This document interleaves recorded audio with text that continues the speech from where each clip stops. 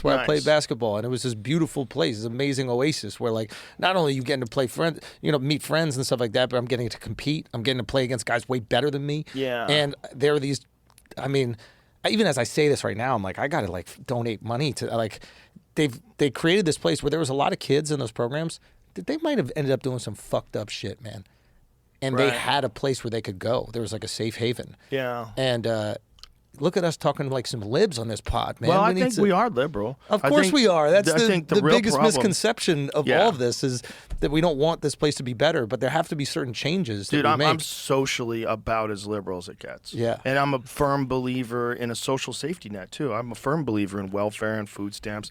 I just think there's a way to address the root of the problem, which is people with no hope.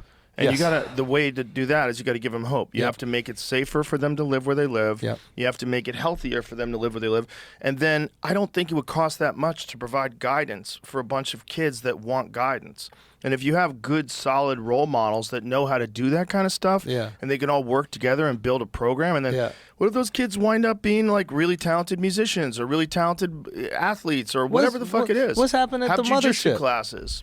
Like what's happening there? Like I feel like you've created an environment where it's like these guys can make enough money to survive, which is a very hard thing to do as a fledgling comedian, right? And some of these guys who are door guys, they're starting to get spots around. Even like some of my guys, like obviously Derek Poston is like making real money, right? And learning how to flourish as a comedian instead of working 60 hours at a job and then doing comedy when he potentially can. Right. And you hopefully get to see this artistry grow. Like I've watched Derek explode as a fucking comedian. Like this guy's so fucking funny. He's so lovable. He's so lovable. He's got a so Don't funny. Tell coming out April 16th. Nice. And I've watched it. It's fucking amazing. So everybody go check that out. Nice. But that's the type of environment that I imagine that you can curate. Now you're very benevolent, right? But you would hope that the government can create that same level of benevolence without leaking too much money. Yeah, it has to be done for the right reasons, the right way, with the right people. And that was what we pulled off at the mothership because I was able to get everybody from California.